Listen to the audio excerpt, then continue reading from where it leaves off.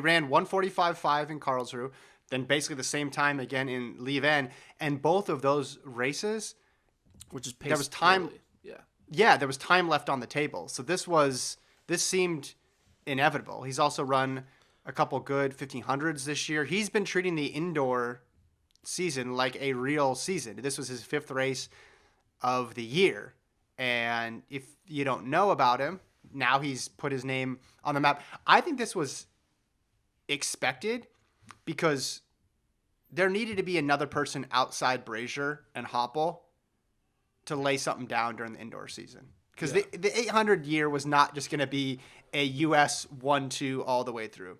Of course, you can never count out Nigel Amos based on his PB. But the way things were trending, it looked like it was going to be all about Brazier and Hoppel this year. And now Giles has inserted himself into the conversation, runs faster than those two guys have run ever outdoors or indoors, and runs faster than everybody in history except for Wilson Kipketer. So here's the thing, though. When you see that mark, and then like literally 4 days prior, what was holding back Brazier from running that fast in New Balance?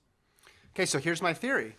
Here's my theory about tracks, Gordon. It's coming back around. Everybody wants to talk about shoes, but I want to talk about tracks because who got second to Elliot Giles in this race? Gentleman by the name of Jamie Webb?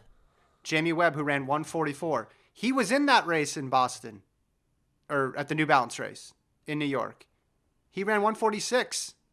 Now, granted, travel, conditions, this and that. So he was about 2 seconds behind Brazier and less than a second behind Elliot Giles. So you're saying I'm saying tracks matter. Donovan Brazier would have ran 142 in that race.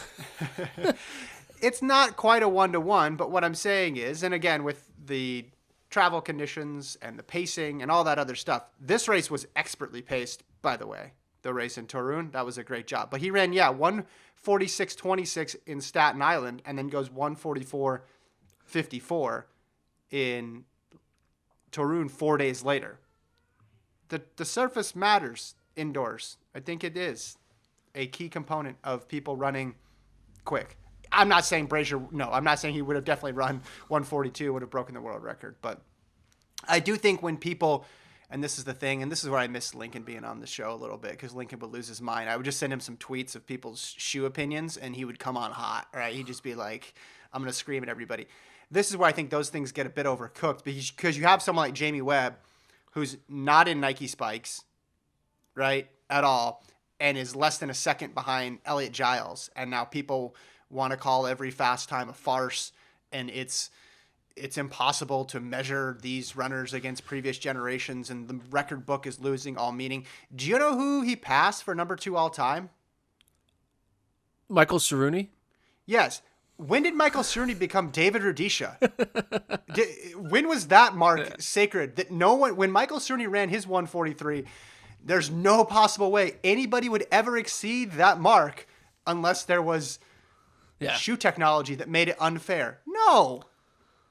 It's a fast track, good timing. Yeah. Shoes maybe helped a little bit, but the shoes are, when Wilson Kipketer ran, I'm sure the shoes that Wilson Kipketer ran in were worse shoes, relatively speaking, than the shoes that people were in 5-6 years ago before this latest iteration of shoes came out. But when all of a sudden anybody running fast now, this is suspect, especially when it's a time, again, that was not achieved by one of the all-time greats. Give me a break. Here's one thing. You're a Cerrone fan, so I don't want to put you out there. Cerrone You've been a Cerrone fan and look, he's a great runner, obviously. But when he ran that time, I didn't think to myself, man, we may never see that again. That's like Brady's Super Bowl streak.